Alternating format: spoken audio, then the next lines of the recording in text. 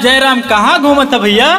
या आए ना चचा, हम सोची थे एक चीज तुझसे पूछे आए हैं आज। पूछा? ये बताओ चुनाव आएगा है। हाँ, और तमाम जने हमें मिल सका थे, इनका वोट दो इनका वोट दो। ये बताओ वोटवा के का दी?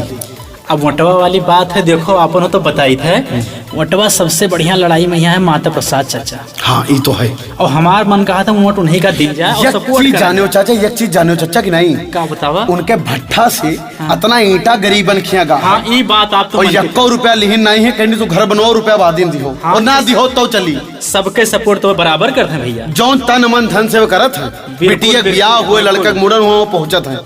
हम सोचे अपनी आपकी माता प्रसाद शुक्ला भैया जितावा जाए, अपने गौवा नियावा का चमका दी जाए। ये तो बात सही है, जितावा है तो काम बिल्कुल वह करी है और करत है बहू, और काम जीते बदियों करी है वह, और दिल से करत है काम। तो चलो सपोर्ट करके जितावा जाए इन्हें के यहाँ। तो अब की सुनो, इतना मुहर मार दो। बिल्कुल चलो पूरे परिवार के साथ इनके साथ ही खड़ा रहा जे। माता प्रसाद शुक्ला जिंदाबाद जिंदाबाद, माता प्रसाद शुक्ला जिंदाबाद जिंदाबाद।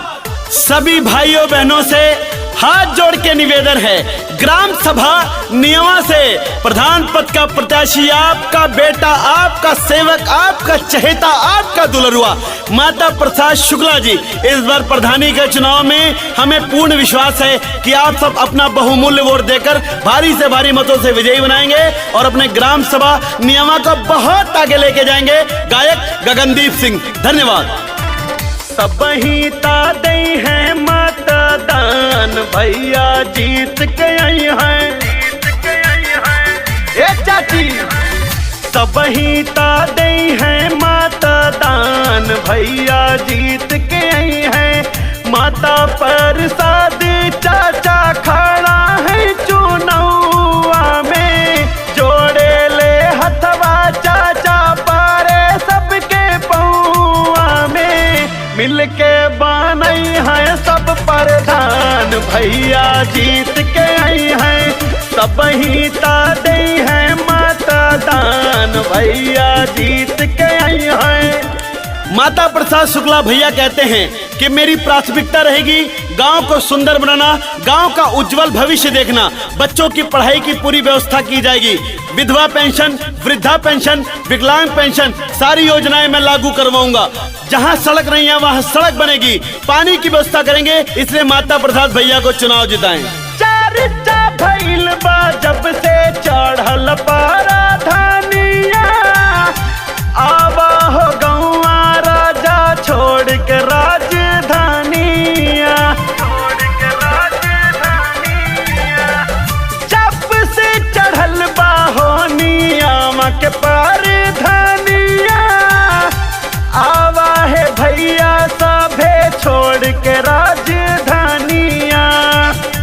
छोटी बड़ा सबके गाले से हो लगावत बाटे, दुखिया गरीब मन के सुविधा पहुँचावत बाटे। सब ही के बाटे आरामान, भैया जीत के आई हैं। मिल के बनई है सब प्रधान, भैया जीत के आई हैं। और माता प्रसाद शुक्ला भैया कहते हैं कि मैं इसी गांव में पैदा हुआ हूं, इस गांव का दुख मेरा दुख है, इस गांव का सुख मेरा सुख है। सबके सुख दुख के साथी, सबके सहाई, सबके काम आने वाले माता प्रसाद शुक्ला। सब ही का गल्ला मिली पिछड़न का आवास हो, माता प्रसाद जी पे सबके बा विश्वास हो। गरीब मन का गल्ला मिली पिछड़न का आवास हो, माता प्रसाद जी पे सबके बा विश्वास हो। जान के इरादा भैया सबसे दामदार बाटे, गौवा नियामा के सच्चा चौकीदार बाटे। माई बहिन कहे अभिमान, भैया जीत के आई हैं। सब ही बनई है प्रधान, भैया जीत के आई हैं। सबके घरों में बिजली हमेशा रहनी चाहिए, सबके घर में पानी आना चाहिए, सबके घर पर इंटरलॉकिंग की व्यवस्था होनी चाहिए। जहां ये सुविधा नहीं पहुंची वहां मैं सुविधा करवाऊंगा। माता प्रसाद शुक्ला। काली का बाबा से